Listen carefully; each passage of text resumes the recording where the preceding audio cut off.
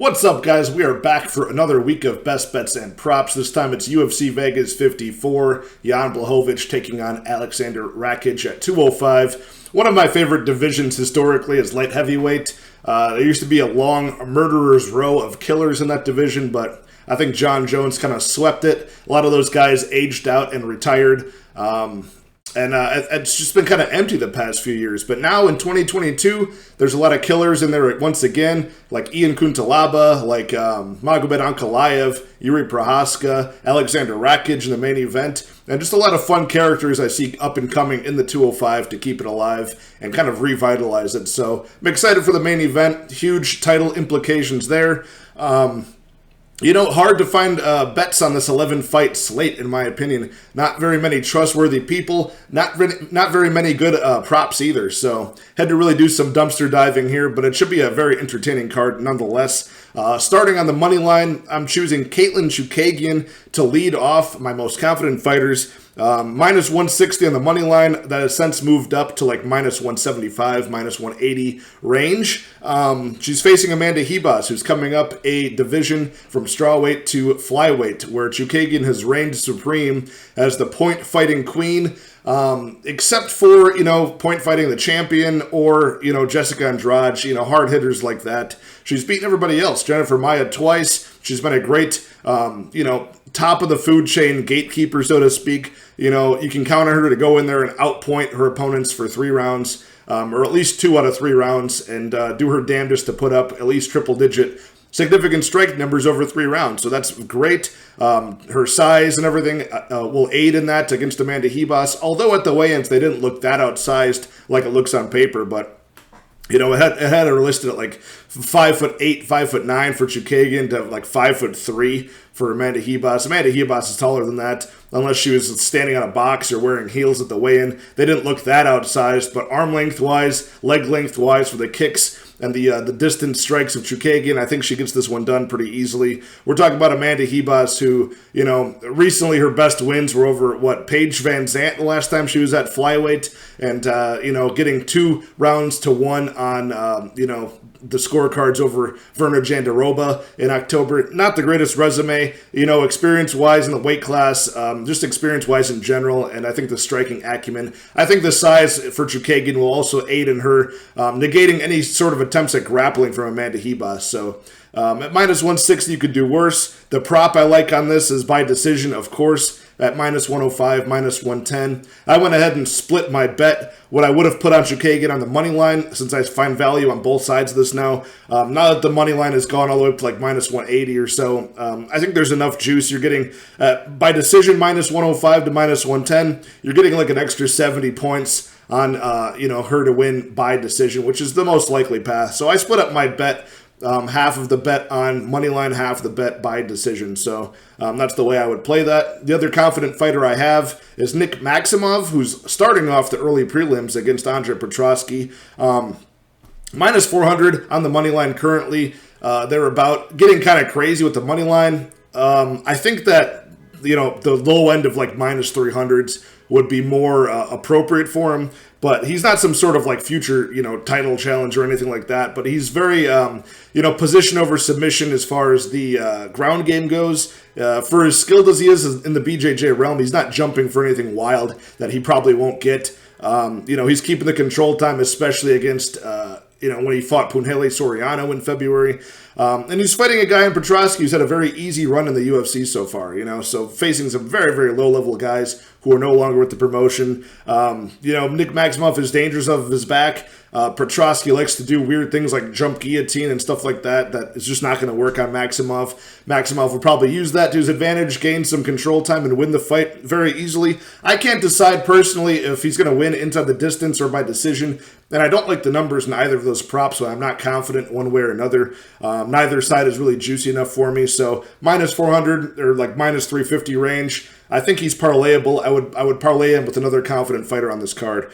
Angela Hill is my next confident fighter on this card. She's a plus 160 underdog. Money's come in on her. She's now maybe like around plus 145, plus 150, but I got her at plus 160. I like her a lot in this fight. I don't see why she's a big underdog, at least this big of an underdog. I would line this more of a pick'em, if anything. I know Angela Overkill Hill has a horrible record. It's like 13-11 or something, just abysmal. And she's looked bad recently against some top-level guys, or top-level women, I should say. But she's got that gatekeeper role. But I think she can keep the gate here against Virna Jandiroba, who just does not look great on the feet at all. I know she's supposedly improved on the feet. If you get in close and hang out in the pocket with her for too long, she can get some, scrappy overhands, some scrappy hooks in the, looping hooks in the pocket. Maybe tie you up and get you in the clinch against the cage, try to drag you to the ground. But with Angela Hill's, striking acumen and just her distance control with the kicks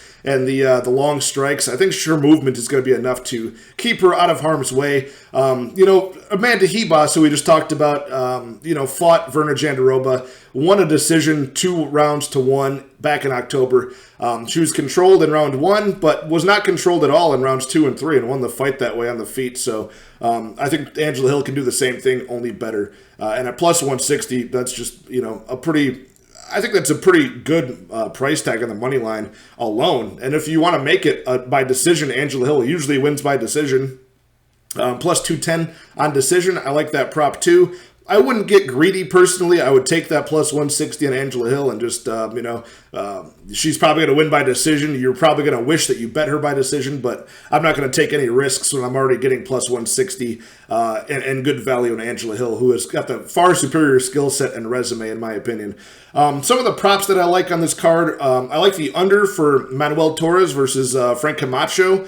Under 2.5 rounds is minus 200. Not bad. I know you're paying a price tag, a 2-to-1 price tag. You're paying on that money, on that prop, but just the way these guys fight, man, it's going to be one hell of a fight. I don't see this going to the scorecards. Frank Camacho is coming off of a huge layoff, some injuries, a lot of weird things. He tends to find himself in these brawls anyways, and Manuel Torres, the newcomer, the young guy, he's had a long record of fights not going to decision. He's had a long record of, showing some pretty good skills, some pretty good fight-ending skill. I think one of these two guys is going to be humbled. I'm not sure if it's going to be the old man or the newcomer. So either way, I don't see it going to the scorecards with the way these guys fight. And you've got one guy who we've just never really seen go to the scorecards that often. Kind of a question mark gas tank for the new guy, Manuel Torres. Minus 200 for this not to go to decision, or at least not see the last 2.5 minutes of the fight. I'll take that prop. I already went over the two women's fights going to decision. You've got two decision machines in Caitlyn Chukagian at minus 105 to minus 110 by decision. The Angela Hill we just talked about, plus 210 by decision. I like both of those. But Jan Blachowicz to win in rounds 4, rounds 5, or by decision is plus 300. I like that a lot. If you watch my full card breakdown, you know that I'm on the Jan Blachowicz side. I'm riding with the old man, even though he's going to turn 40 this year. I think he's just got the most impressive resume you can get outside of the champion. He's got more activity on the just the striking output, the control time. He's proven himself against a wide variety of very, very tough opponents. He's been in this main event slot many times. He's been 5 rounds before, and you just can't say the same thing about Alexander Rakic, who has been very unimpressive to me, honestly. You know, he's got a good frame for 205. He's got, it seems to be very athletic. He seems to have a, decent fight IQ, but just the way that he's winning is just marginal. You know, he's got good leg kicks and things like that. Some good power, but just the striking output is going to be very important in a 5-round fight to me. You know, so you could have that fight-ending power. You could have you could have the ability to win a 3-round fight the way he has, but 5 rounds is a different beast. You've got to have the cardio and you've got to have the ability to outpoint your opponent over those 5 rounds for at least 3 out of 5. I see Jan Blachowicz getting the better of him and being dangerous on the feet early, being dangerous on the feet late. He's got a proven gas tank. He's got the ability to grapple if he needs to. I just see a lot. I just don't understand the money line in general, him being like such a big underdog on the money line. But to win in rounds 4 or 5 where he's proven and Alexander Rakic is not. And also, I see this going to decision more times than not. And I think Jan Blachowicz has the tools to, and just the veteran savvy to make this a fight that he can win by points. So to get plus 300 on, the potential for him to win inside the distance in the later rounds of the fight or by decision where I think it's most likely, plus 300, I'll take that all day. So those are the props and most confident picks for this card. Like I said, I wish I had more. I wish I had more big, juicy props for this that I was confident in. But, I mean, you're going to fight with Michael Johnson on the card, Louis Smolka on the card, some very, unproven or just like bipolar, hot and cold fighters. I'm not confident in a lot of spots. I'm not going to force any weird action this week. But catch me on Eric Betts Fights channel on Thursday, where he's going to do his Big Money Bets show, where we go over some big parlays, some long shot props. I'll have some crazier props for next week's card, I'm sure. And it'll be fun chopping it up with another old school fan of the game like Eric Betts Fights. Very sharp guy. If you don't know who that is or haven't subscribed, go over to his channel, show him some love, subscribe to his channel, and I'll be on there on Thursday. So I'll see you guys on Sunday for the recap show, and we talk about how the results went for this 11-fight slate. Good luck in all your betting action, and I will see you next time.